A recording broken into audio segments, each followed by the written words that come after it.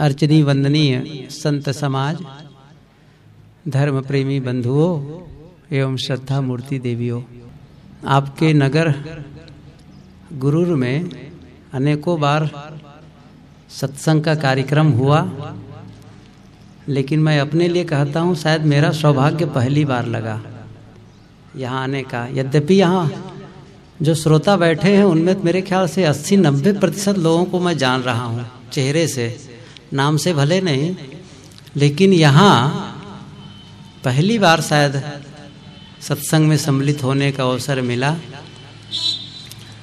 सत्संग हमारे जीवन में क्या देता है, हम क्यों करते हैं, इसके बिना क्या हमारा जीवन नहीं चलेगा? रोटी के बिना नहीं चलेगा, कपड़े के बिना नहीं चलेगा, घर मकान के बिना जीवन नहीं चलेगा, तो क्या सत्संग के बिना भी नहीं चलेगा? ऐसा नहीं होता है। आप लोग सत्संग में बैठे हैं इसलिए आप लोगों का जीवन चल रहा है, और यदि आप सत्संग बंद कर देंगे तो क्या जीवन नहीं चलेगा? और जो लोग सत्संग नहीं करते हैं क्या उन लोगों का जीवन नहीं चलता है? चलता है। फिर भी सत्संग क्यों करते हैं? कौन सा ऐसा काम अटका हुआ है आपके जीवन में जिसके लिए सत्संग करते हैं? कौन सा फायदा होने वाला है? जीवन गुजर हो ही रहा है रोटी कपड़ा मकान से। बंधुओं, बड़ा सहज इसका समाधान यह है कि रोटी कपड़ा और मकान से हमारा जीवन गुजर होता है, लेकिन सत्संग से जीवन सुधार होता है। जीवन सुधार का काम हम केवल जीवन गुजर करते करते नहीं कर सकते। केवल किसी को भोजन दे दें, कपड़ा दे दें और रहने की जगह दे दें और ये कहें कि उनका जीवन सुधर जाएगा, ऐसा नहीं है। केवल जीवन गुजर करने मात्र से हम बहुत जी भी नहीं सकते। सही कहो तो बड़ा कठिन हो जाएगा जीना। कैसे? जैसे किसी आप लोगों के घर में आप लोग 10 लोग हो, मान लो एक आदमी ऐसा हो घर में जिन्हें आप कहें कि आप इस कमरे में रहें, रहने की पूरी व्यवस्था है, आपके लिए कपड़े व्यवस्था कर देते हैं, खाने पीने की पूरी व्यवस्था, यदि रोग लग जाए तो दवाई डॉक्टर की भी व्यवस्था हो जाएगी, पूरी व्यवस्था कर दो उनको जीने के लिए, सब कुछ पूरा। लेकिन एक काम और करो, क्या? घर के सभी लोग जितने लोग हैं ना, उस आदमी से बात करना बंद कर दो, बोलो ही मत उनसे, उधर देखे हुई मत। तो आप लोगों को लगता है कि वो जिंदा रहेगा? उनको सब कुछ दे रहे हैं, खाने को दे रहे हैं, पहनने को दे रहे हैं, रहने को दे रहे हैं, सब कुछ, लेकिन उनके साथ कोई बात नहीं, उधर आप लोग नजर भी उठा के नहीं देखते हैं, तो बहुत संभव है वो आदमी पंखम लटक जाएगा। यहाँ जी कर क्या होगा? या तो घर छोड़ देगा, या कुछ और कर ले जाएगा, या तो संसार छोड़ देगा। क्यों? ऐसा क्यों हुआ? केवल हम खा पी करके जिए ऐसा नहीं होता है। आपस में प्रेम, विश्वास, आदर, सम्मान, स्नेह की आवश्यकता होती है। प्रेम और विश्वास उसी प्रकार काम करते हैं जैसे 2 ईंटों के बीच में सीमेंट। आप लोग घर बनाते हैं तो घर ईंट जोड़ के बनाते हैं, तो ईंट पर ईंट रखते जाइए, उस पर बीच में कुछ न लगाइए, तो क्या आप छत ढालेंगे? विश्वास जगेगा? आप क्या करते हैं? ईंट रखते हैं, सीमेंट लगाते हैं, ईंट रखते हैं, सीमेंट लगाते हैं। 2 ईंटों को जोड़ने वाला सीमेंट होता है। ऐसे ही घर के सदस्यों को जोड़ने वाला यदि कोई सीमेंट है, वह है प्रेम और विश्वास। इसके बिना नहीं जी सकते। केवल उनको खाने को दो। जैसे एक छोटा बच्चा है, यदि छोटे बच्चे को केवल खाने पीने की व्यवस्था कर देना और उनको प्यार न देना, तो उसका विकास ही रुक जाएगा। बड़ा अद्भुत है ये अदृश्य है, अमूर्त है, लेकिन भोजन से भी बेहद महत्वपूर्ण है। इस चीज को समझें आप। भोजन से भी महत्वपूर्ण ज्यादा है आपस का सामंजस्य, जो दिखाई नहीं देता, केवल महसूस किया जाता है। केवल महसूस करते हैं, लेकिन यह जो भीतर महसूस करते हैं ना, बहुत ही महत्वपूर्ण है। मैं ये कह रहा था कि जीवन सुधार, इस पर कहा सत्संग की महत्ता क्या है, जीवन सुधार के लिए है। जीवन ये दिखाई नहीं देता है, हम महसूस करते हैं, लेकिन यह आपके व्यवहार में परिलक्षित हो जाएगा, व्यवहार में प्रकट हो जाएगा। सुधरा हुआ जीवन और बिगड़ा हुआ जीवन, क्या अंतर है? क्या जिसका जीवन को हम बिगड़ा हुआ जीवन कहते, जीवन अच्छा नहीं है, इसका मतलब क्या उनकी आंख खराब हो गई है? क्या उनके पैर टूट गए हैं? क्या उनके हाथ नहीं है? सब कुछ है, हाथ है, पैर है, आंख है, नाक है, कान है, पूरा शरीर बढ़िया है, फिर भी कहते हैं वो आदमी अच्छा नहीं है, वो आदमी अच्छा नहीं है। किसी को कहते हैं वो बहुत अच्छा आदमी है, इसका अर्थ क्या हुआ? आदमी अच्छा होना, आदमी का अच्छा न होना, इसका अर्थ सीधा सा है स्वभाव का अच्छा होना और स्वभाव का खराब होना। जिसका स्वभाव अच्छा होता है उसे हम कहते हैं अच्छा आदमी, और जिसका स्वभाव खराब होता है उसे कहते हैं खराब आदमी। तो स्वभाव कहाँ है? आप दुख सुख का अनुभव कहाँ करते हैं? हम सब दुख सुख का अनुभव शरीर के बाहर करते हैं कि शरीर के अंदर करते हैं? बड़ा सहज है ना। दुख सुख का अनुभव सब अंदर करते हैं। किस में करते हैं? अपने मन में करते हैं। तो बिगाड़ और सुधार कहाँ है? मन में है। तो जीवन सुधार की प्रक्रिया कहाँ होगी? मन में होगी। आप शरीर में परिवर्तन नहीं लाएंगे। जैसे सत्संग में बैठे, यहाँ जीवन सुधार की बातें बताई जाएंगी, तो क्या बताई जाएंगी? तो ऐसा थोड़ी कहा जाएगा कि आप लोग ऐसा नहाओ, वैसा नहाओ, वैसे सामान्य साफ सफाई के बारे में बता दी जाती है। लेकिन आपको कोई ब्यूटी पार्लर में जाकर जैसे साज सज्जा करते हैं, वैसा कुछ नहीं ढंग बताया जाएगा। केवल आंतरिक परिवर्तन, ये ध्यान दीजिए, भीतर परिवर्तन होता है तो बाहर अपने आप बदल जाता है। इसलिए पूरा सुधार हमें भीतर करना है। तो जीवन सुधार, सत्संग हमें जीवन सुधार का पथ बताता है, सुधरा हुआ जीवन जीने की कला बताता है। कैसे जिए? मैंने कहा ना, वैसे तो सब जी रहे हैं, लेकिन एक होता है जैसे जीवित रहना और एक होता है पनपना। जैसे एक पौधा हो, छोटा सा पौधा हो, जिंदा हो और पनप ना रहा हो, तो क्या करेंगे उसको? न वो बढ़ता है न मरता है। ऐसा भी होता है ना। जैसे कोई गाय हो और दुबली पतली हो, वो केवल खाए पिए बस और कुछ नहीं, न वो मोटी होती है, न बच्चा देती है, न दूध देती है, तो क्या कहेंगे उसको? केवल जिंदा है बस, उसका कोई उपयोग नहीं है। यही दशा है। तो केवल जीना और पनप न रहे हो, विकास न कर पा रहे हो, तो वो जिंदा रहना क्या है? जीते जी मुर्दा ही होना है ना। विकास के बिना, जीवन विकास का काम हम न कर रहे हों, तो जानते हैं क्या होता है? ऑटोमेटिक ढंग से अपना हम ह्रास करते रहते हैं।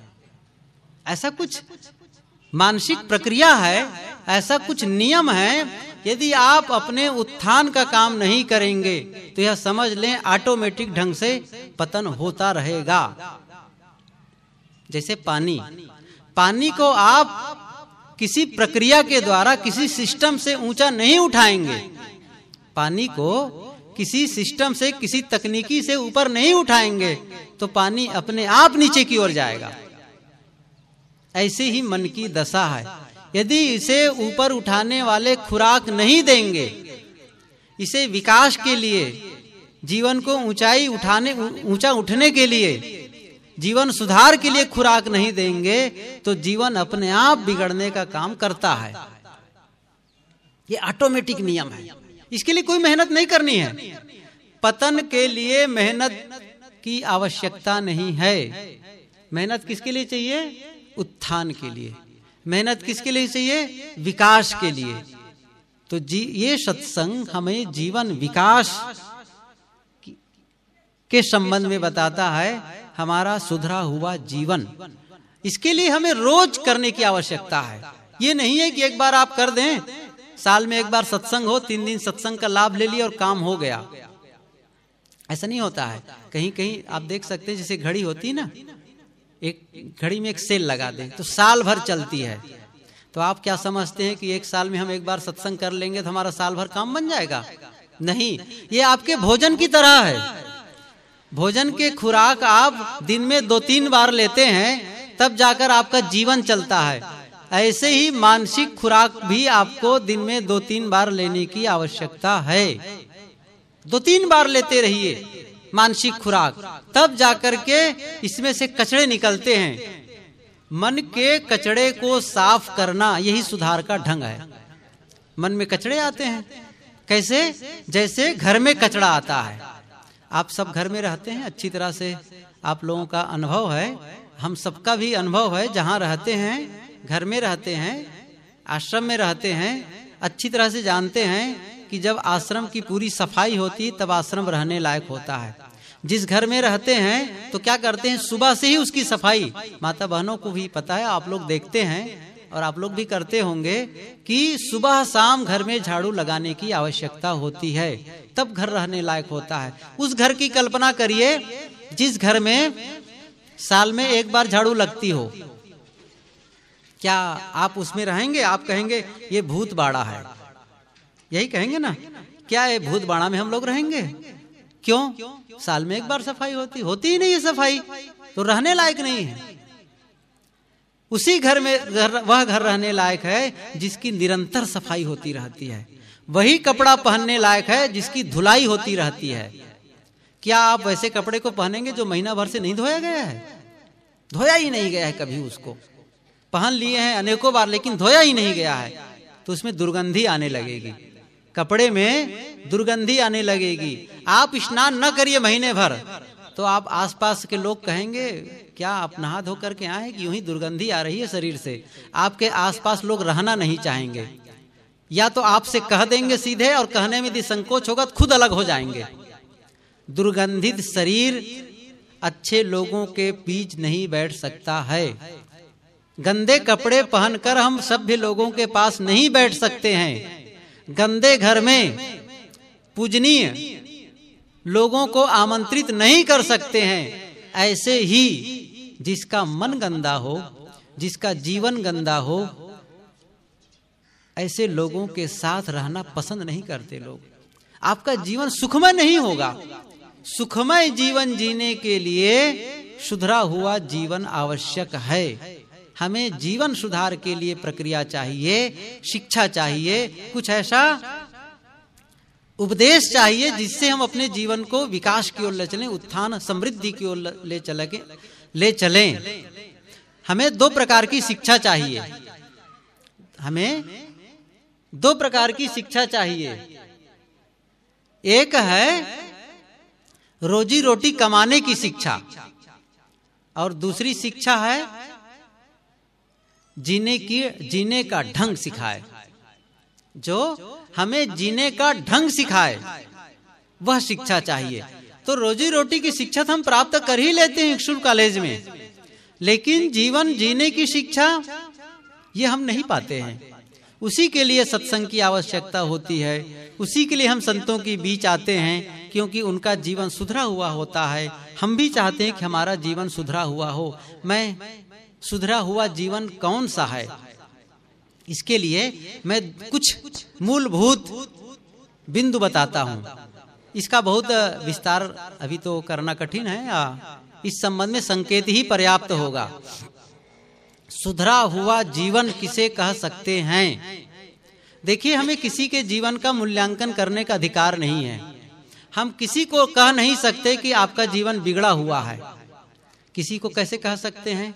और मान लो कोई हमें कह भी दे कि आपका जीवन बिगड़ा हुआ है, तो क्या हम मानने को तैयार हैं? कभी नहीं हो सकता है। जब कोई हमें कह दे कि आपका जीवन ठीक नहीं है, हम कदापि स्वीकार नहीं कर सकते हैं। वस्तुतः हम दूसरों का मूल्यांकन नहीं कर सकते। हमें कोई अधिकार नहीं है दूसरों को गलत कहने का। हमें खुद को देखना है, खुद का मूल्यांकन करना है, हमें ही समझना है। हम खुद अपने आप में हम मूल्यांकन करके जान सकते हैं कि सचमुच हमारा जीवन कैसा है। मैं उसी के लिए कुछ मूलभूत बातें बताना चाहता हूं, कैसे हैं। उसके लिए हम कोई कहे तो हमको जरूरत नहीं, मानेंगे भी नहीं। मैं जैसे कैसे नहीं मानते हैं इसको मैं बता भी देता हूं।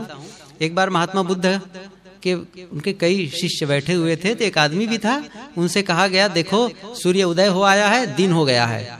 उन्होंने कहा नहीं हुआ है, कहाँ दिन है, कहाँ सूर्य है, नहीं हुआ है दिन। लोगों ने कहा कैसी बात करते हो, पूरा प्रकाश है, सारी चीजें अलग अलग दिख रही हैं, आप क्यों नहीं मानते। नहीं मानूंगा मैं, दिन है ही नहीं है, कहाँ सूर्य है। तब उनको पकड़कर महात्मा बुद्ध के पास ले गए। लोगों ने कहा भगवान देखिए दो उनको, ये हम लोगों की बात ही नहीं मानते हैं। हम लोग कहते हैं कि दिन हो गया है, सूर्य निकल आया है, ये मानने को तैयार ही नहीं है।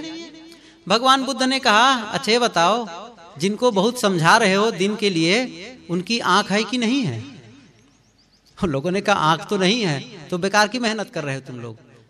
तुम लोग उनकी आंख ठीक करा दो, बस आंख को ठीक करा दो, फिर मेहनत नहीं करनी है कि सचमुच दिन है कि नहीं है। ऐसे ही हमें कुछ ऐसी दृष्टि मिल जाए जिससे हम देख सके कि सचमुच हमारा जीवन कैसा है।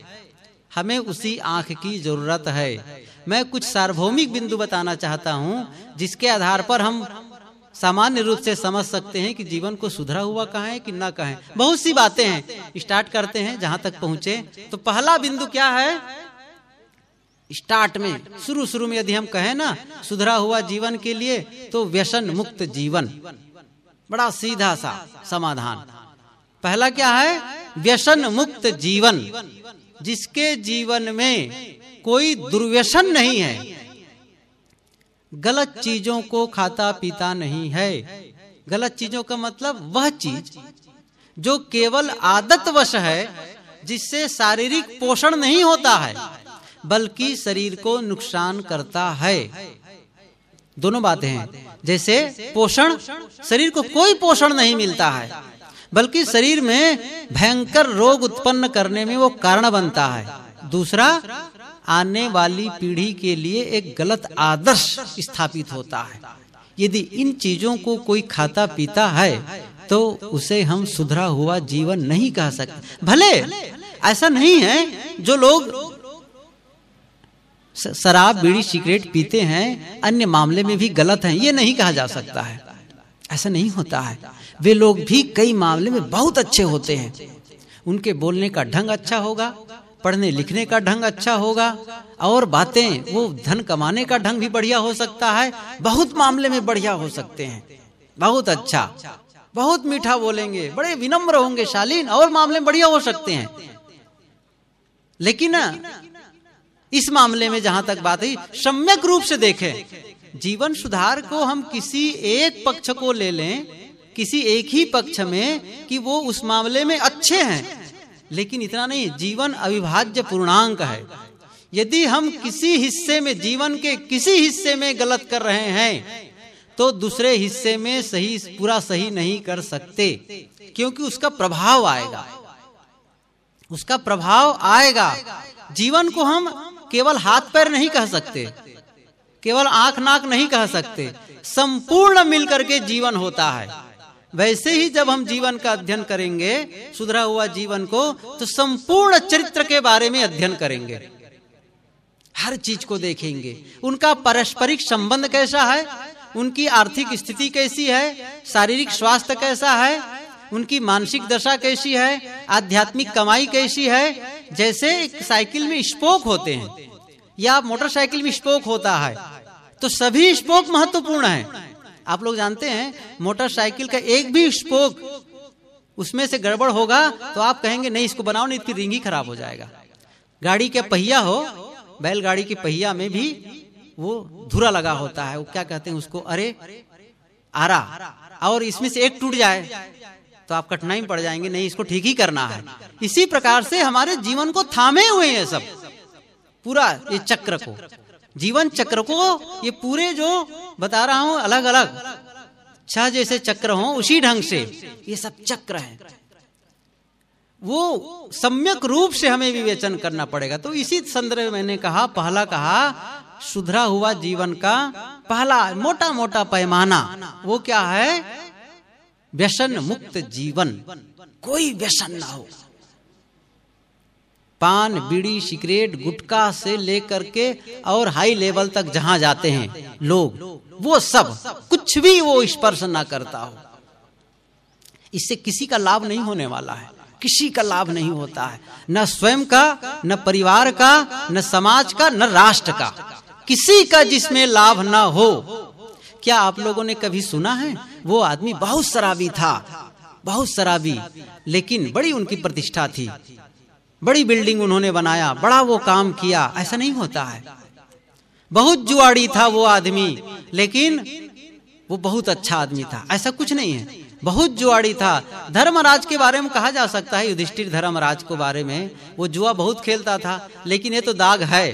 धर्मराज भले कहते हैं लोग, लेकिन वो जुआ खेल करके अपने को हारा, भाइयों को हारा, पत्नी को हारा।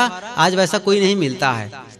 यहाँ विषय अलग है। सुधरा हुआ जीवन, व्यसन मुक्त जीवन, किसी प्रकार कोई गलत चीज न खाते पीते हों। एक बहुत सामान्य से बिंदु ये है। इस पर और बहुत सी व्याख्या संत गुरुजन किया करते हैं, हम सब अच्छी तरह से जानते हैं, और मैं समझता हूँ यहाँ बैठे लोग इनसे मुक्त ही हैं। इसलिए हम आगे बढ़ते हैं, दूसरा बिंदु पर देखते हैं। दूसरा बिंदु है जो विवाद रहित रहता है, झगड़े की प्रवृत्ति नहीं होता है, जानबूझ करके झगड़ा पैदा नहीं करता है, झगड़ा के लिए प्रयास नहीं करता है, बल्कि वह झगड़े को शांत करने का काम करता है। दोनों में अंतर है। झगड़ा पैदा करना और झगड़े को शांत करना बिल्कुल दो ही अलग अलग प्रक्रिया हो गई। कुछ ऐसा प्रयास करें हम समाधान का हिस्सा बने, समस्या का हिस्सा न बने। बहुत लोग होते हैं जो समस्या पैदा करते हैं, हमें क्या करना है? समाधान करना है। यदि परिवार में समस्या आ जाए, परिवार में किसी के साथ में मन मुटाव हो जाए, कोई आपस में विवाद हो जाए, तो हम कुछ ऐसा पहल करें जिससे परिवार में शांति हो जाए, सामंजस्य स्थापित हो जाए, आपस में विवाद खत्म हो जाए। आप ये बार बार सोचे कैसे खत्म हो, कैसे खत्म हो, कैसे ये झगड़ा मान लो हो जाए तो उसको कैसे खत्म करना है। ये जब प्रश्न करने लगेंगे ना तो आपके भीतर से समाधान निकलने लगेगा। कैसे? ये नहीं कि हमको कैसे झगड़ा बढ़े, ये ऐसा ना सोचे, कैसे झगड़ा खत्म हो। बहुत बड़ी बात है। सुधरा हुआ जीवन का लक्षण है वो समाधान का हिस्सा होता है, झगड़े के लिए प्रवृत्त नहीं होता है, वह झगड़ा समाप्त करने वाला होता है। ये कहानी जब से मैं सुना हूं और कई बार कहने लगा हूं तो तब से मुझे बहुत टच कर गया। मैं फिर से इसको आप लोगों के बीच कहना चाहता हूं कि कैसे लोग, कुछ लोग होते हैं जहां झगड़ा नहीं होता है वहां भी झगड़ा कर देना चाहते हैं, और कुछ लोग होते हैं आपस के विवाद को मिटाने के लिए बहुत सक्रिय पहल करते हैं ताकि विवाद न हो, दूर तक न जाए। गुरुदेव जी कहा करते हैं कि कुआं अपनी छाया अपने भीतर रखता है, बाहर नहीं जाता है। ऐसे ही परिवार में कदाचित ऐसी परिस्थिति कहीं बन गई। क्यों बन सकती? असंभव नहीं है। जहां दो लोग जुड़ेंगे वहां पर भिन्न भिन्न विचार होना संभव है। जहां तर्क है, जहां बुद्धि है, वहां विचार भेद न हो, यह असंभव है। विचार भेद हो सकता है, होता है। और ये भी मान लीजिए, ये जितना विकास आज हम देख रहे हैं ना, वो विचार भेद के नाते हैं। हम अलग ढंग से सोचते हैं, आप अलग ढंग से सोचते हैं, एक ही चीज को अलग अलग एंगल से सोचते हैं तो विकास होता है। आप जैसे किसी ऑर्केस्ट्रा पार्टी में गए होंगे, सुने होंगे, या किसी संगीत में, तो सभी लोग एक ही प्रकार के वाद्य यंत्र बजाएं, अच्छा लगेगा? नहीं लगेगा। तो कभी कोई हारमोनियम बजाता है, कभी बेंजो बजा रहा है, कोई ढोलक बजा रहा है, कोई तबला बजा रहा है, कोई बांसुरी बजा रहा है, सब मिलकर बढ़िया लगता है। सब लोग, जितने 10 लोग बैठे और 10 लोग हारमोनियम बजाएं, आप बैठेंगे, पसंद नहीं करेंगे। तो भिन्न भिन्न स्वर मिलकर के एक अच्छा सा संगीत हम लोग के सामने प्रस्तुत करते हैं। ऐसे ही भिन्न भिन्न विचार हों तो विचारों का भेद संभव है। विचार भेद हो लेकिन विचार वैमनस्य न हो, ये ध्यान रखना है। और कभी ऐसी स्थिति आ भी जाए, हमें क्या करना है? हमें ऐसी कुछ युक्ति खोज लेनी चाहिए कि आपस का विवाद खत्म हो जाए, हम झगड़ा पैदा न करें, झगड़ा खत्म करने वालों में नाम लिखाएं। यो कहानी मैं आप लोगों को याद दिलाऊं। एक गांव में आग लग गई, जैसे बड़ा सा छोटा सा कस्बा है ये गुरूर, तो इसमें पूरी आग, भयंकर आग, और गर्मी का मौसम, जोरों से बहुत तेज गर्मी थी और हवा भी चल रही थी और बड़ा कठिन बचाना। तो एक छोटी सी चिड़िया, जिसे हम लोग क्या कहते हैं, गौरैया पक्षी कहते हैं ना, वो क्या करती थी कि एक तालाब था बड़ा सा, वहां से उड़ करके जाती और वहां से चोंच में पानी भर के लाती और आग बुझाती, फिर जाती, फिर चोंच में पानी भर के लाती और फिर बुझाती। ये बारंबार वो काम करती थी, बड़ी फुर्ती से कर रही थी। ऐसे ही पीपल का पेड़ था, वहां एक बंदर बैठा था। अब बंदर को आप लोग जानते हैं ना, वह दूसरों का घर उजाड़ने में तो होशियार है, लेकिन अपना घर भले नहीं बनाता है, लेकिन दूसरों का घर, वो हितोपदेश में, समाधान में, वो क्या कहते हैं, वो कथा सुने कि नहीं सुने हैं, सुने ही होंगे कि कैसे वो बया पक्षी का घर उजाड़ता है। तो वो बंदर देख रहा था चिड़िया को कि वो बार बार उड़ करके तालाब में जाता है, चोंच में पानी भर के लाता है, पानी डालता है। उन्होंने कहा तुम बड़ी मूर्ख हो। क्या कहता है वो बंदर, बड़े मूर्ख हो तुम, क्या तुम समझती हो कि तुम्हारे इस प्रकार से चोंच में पानी भर भर के लाने से ये आग बुझ जाएगी? चिड़िया ने कहा भैया मैं समझती हूँ, मैं अच्छी तरह जानती हूँ कि मेरे इस प्रयास से आग नहीं बुझने वाली है, लेकिन मैं यह भी जानती हूँ कभी इस नगर का इतिहास लिखा जाएगा, जब कभी इतिहास लिखा जाएगा तो मेरा नाम आग बुझाने वालों में होगा, आग लगाने वालों में नहीं होगा। हम लोग किस में हैं? हम आग बुझाने वाले हैं कि आग लगाने वाले हैं? दूसरा सूत्र मैंने क्या कहा, झगड़े की प्रवृत्ति न अपनाएं, यह है सुधरा हुआ जीवन। आप लोग थोड़ा सी ज्यादा आ जाए।